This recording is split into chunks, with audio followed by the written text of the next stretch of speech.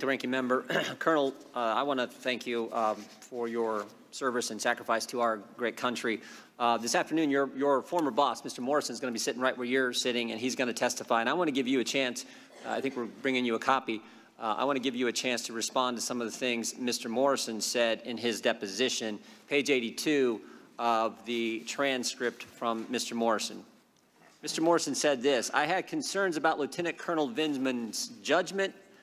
Among the discussions I had with Dr. Hill in the transition was our team, its strength, its weaknesses, and Fiona and others had raised concerns about Alex's judgment." When Mr. Morris was asked by Mr. Castor, "Did anyone ever bring concerns to you that they believe Colonel Vindman may have leaked something?" Mr. Morrison replied, "Yes." So your boss had concerns about your judgment. Your former boss, Dr. Hill, had concerns about your judgment. Your colleagues had concerns about your judgment, and your colleagues felt that there were times when you leaked information. Any idea why they have those impressions, Colonel Vindman?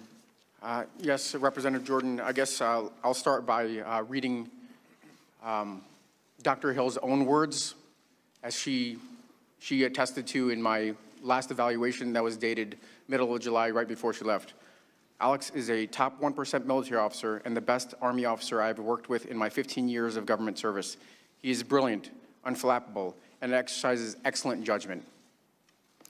So it was exemplary during numerous visits, so forth and so on, but I think you get the idea.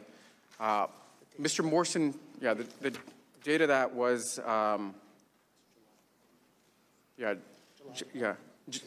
let's see, I'm sorry, July 13th. So, Mr. Jordan, I would say that I can't say what why Mr. Morrison questioned my judgment. We had only recently started working together. He wasn't there very long, and we were just trying to figure out our relationship. Maybe it was a different cultures, military culture versus. And Colonel, you never leaked information? I never did, never would. That is preposterous that I would do that. Okay. Colonel, it's interesting. We deposed a lot of people in the bunker in the basement of the Capitol over the last several weeks, but of all those depositions, only 3 of the individuals we deposed were actually on the now somewhat famous July 25th phone call between President Trump and President Zelensky. There was you, the individual sitting beside you, Ms. Williams, and then there, of course, was your boss, Mr. Morrison, who I just read from his deposition. When we asked Ms. Williams who she spoke to after the call about the call, she was willing to answer our questions, and Chairman Schiff allowed her to answer our questions. When we asked Mr. Morrison who he spoke to after the call about the call, he was willing to answer our question, and Chairman Schiff allowed him to answer our question. But when we asked you, you first told us 3 individuals at the NSC, your brother and the 2 lawyers. And then you said there was a group of other people you communicated with, but you would only give us 1 individual in that group, Secretary Kent. And the chairman would only allow you to give us that name. When we asked you who else you communicated with, you would not tell us. So I want to know first, how many other people are in that group of people you communicated with outside the 4 individuals I just named? Yes, Mr. Jordan, on call readout, certainly after the first call, there were probably a half a dozen or more people that I read out. Those are people with the proper clearance and the need to know. In this case, because of the sensitivity of the call and Mr. Eisenberg told me not to speak to anybody else, I only read out, outside of the NSC, 2 individuals. 2 individuals. Das Kent and 1 other person. And you're not willing to tell us who that other individual is? Mr. Chairman, point of order. Mr. Chairman. Mr. Chairman, point of order. The gentleman will suspend. Counsel. Mr. Chairman, I would ask you to enforce the rule with regard to the disclosure with regard to the intelligence officer. Thank you, counsel. You know, as I indicated before, this committee will not be used to out the whistleblower. That same Mr. Chairman, can you first stop the time so I don't lose the time? Will persist. You are recognized again, Mr. Jordan. Mr. Chairman, I don't see how this is outing the whistleblower. The witness has testified in his deposition that he doesn't know who the whistleblower is. You have said, even though no one believes you, you have said you don't know who the whistleblower is. So how is this outing the whistleblower to find out who this individual is? Jordan, this is your time for questioning. You can use it any way you like, but your question should be addressed to the witness. And your question should not be addressed to trying to out the whistleblower. Well, okay. Colonel Vindman, There's another thing Mr. Morrison told us in his deposition. He said he was not concerned about the call itself. He said there was nothing illegal or improper on the call, but he was concerned about the call leaking, the contents of the call leaking. He said this, he was concerned how it would play out in Washington's polarized environment, how the contents would be used in Washington's political process. Mr. Morrison was right. Excuse me, Mr. Jordan, could I get a page? Page 44. Thank Mr. you. Morrison was right. The call leaks. The whistleblower goes to Chairman Schiff, staff. Then he runs off to the lawyer, the same lawyer who said in January of 2017 the coup has started against President Trump. The one thing the Democrats didn't count on. One thing they didn't count on was the president releasing the call transcript and letting us all see what he said. They didn't count on that. Transcript shows no linkage. The two individuals on the call have both said no pressure, no pushing, no linkage, but security assistance dollars to an investigation. Ms. Williams, after the call on the 25th, we know that Colonel Vindman talked to several people. After the call on the 25th, how many people did you talk to about the call? I did not speak to anybody about the call. Didn't speak to anybody. No. I yield back. Mr. Himes. Thank you, Mr. Chairman. Mr. Chairman, I ask unanimous consent to enter the Lieutenant Colonel's performance review into the record. May I inquire of Colonel Vindman whether you would like us to do that? If you would, we're happy to. If you would prefer it not be in the record, I leave that to you. Yeah, I guess with redactions, it has PII in it, and that should be protected. And maybe the only elements that are relevant are the actual narrative. Chairman. Did you read the relevant portions, or? I mean, that was the short version. There were some other paragraphs in there, but Mr. Chairman, I'll withdraw my request. Okay, thank you. Thank you both for your testimony. Ms. Williams, you joined the Foreign Service in 2006, correct? Correct. Prior to becoming a nonpartisan career official, you worked as a field representative for the Bush-Cheney campaign in 2004, and then you held a political appointment in the Department of Homeland Security under Secretary Chertoff. Is that correct? That's correct, sir. And now as a Foreign Service officer, you have served 3 presidents, 2 Republicans and 1 Democrat in a variety of roles, correct? Yes, sir. And in your current position, you're detailed from state to advise the Vice President on foreign policy towards Europe and Russia, correct? That's right. Ms. Williams, on Sunday, the President personally targeted you in a tweet. This is after he targeted Ambassador Yovanovitch during her hearing testimony. I'd like to show and read you the tweet. It reads, "Tell Jennifer Williams, whoever that is, to read both transcripts of the presidential calls and see the just-released statement from Ukraine. Then she should meet with the other never-Trumpers, who I don't know and mostly never even heard of, and work out a better presidential attack." Ms. Williams, are you engaged in a presidential attack? No, sir. Ms. Williams, are you a never-Trumper? I'm not sure I know an official definition of a never-Trumper. Would you describe yourself that way? I would not, no. Did that tweet make an impression on you when you read it? It certainly surprised me. I was not expecting to be called out by name. Which surprised me too, and it looks an awful lot like witness intimidation and tampering in an effort to try to get you to perhaps shape your testimony today. Lieutenant Colonel, you previously testified that you've dedicated your entire professional life to the United States of America.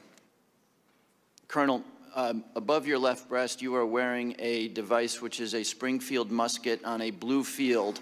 What is that device? it's a combat infantryman's badge. How do you get the combat infantryman's badge? You have to be serving in a brigade and below a tactical unit. That means a fighting unit, frontline unit, in combat. Under fire. Correct. You're also wearing a Purple Heart. Can you tell us in 20 or 30 seconds why you're wearing a Purple Heart? In 2014, in the ramp up to probably the largest urban operation in decades, outside of Fallujah, we were conducting a reconnaissance patrol in conjunction with the Marines, and my vehicle was struck by an improvised explosive device that penetrated the armor. Were you injured? I was. The day after you appeared for your deposition, Lieutenant Colonel, President Trump called you a never-Trumper. Colonel Vindman, would you call yourself a never-Trumper? Representative, I'd call myself never partisan. Thank you. Colonel Vindman, in your military career, you've served under 4 presidents, 2 Democrats and 2 Republicans. Have you ever wavered from the oath you took to support and defend the Constitution? Never. Do you have any political motivations for your appearance here today? None. Colonel Vindman, multiple right-wing conspiracy theorists, including Rudy Giuliani, have accused you of harboring loyalty towards Ukraine. They make these accusations based only on the fact that your family, like many American families, immigrated to the United States. They've accused you of espionage and dual loyalties. We've seen that in this room this morning. The 3 minutes that were spent asking you about the offer made to make you the Minister of Defense, that may have come cloaked in a Brooks Brothers suit and in parliamentary language, but that was designed exclusively to give the right-wing media an opening to question your loyalties.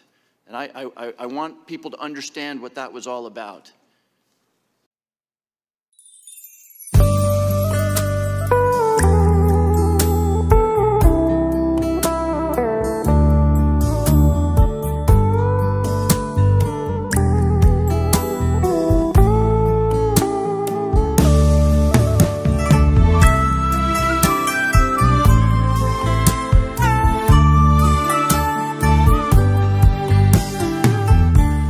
Ngậm lời ru mẹ ngày xưa, bà đưa mẹ đến giấc trưa say nồng để nay. Mẹ bế mẹ bồng, mẹ ru con cả tiếng lòng thương yêu. Lời ru bay bồng cành diêu, thân cò lặn lội mấy chiều sang sông. Lời ru ai đó ngóng trông muốn về quê mẹ mà không có đò. Lời ru biết mấy đời chờ cha đi bộ đội, từng giờ mẹ mong thời gian. Con nước xuôi dòng lời ru của mẹ ai đong hàng ngày. Ơi con ngủ cho say, làn môi chuông chim ngậm đầy lời ru.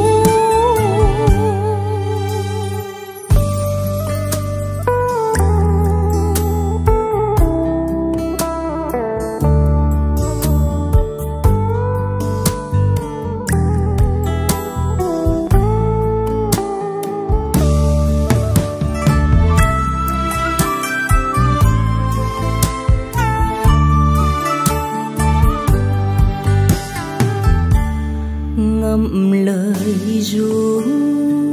ru mẹ ngày xưa, bà đưa mẹ đến giấc trưa say nồng để nay. Mẹ bế mẹ bồng, mẹ ru con cả tiếng lòng thương yêu. Lời ru bay bồng cành diêu, thân cò lặn lội mấy chiều sang sông. Lời ru ai đó ngóng trông muốn về quê mẹ mà không có đò. Lời ru biết mấy đời chờ cha đi bộ đội, từng giờ mẹ mong thời gian. Con nước xuôi dòng lời ru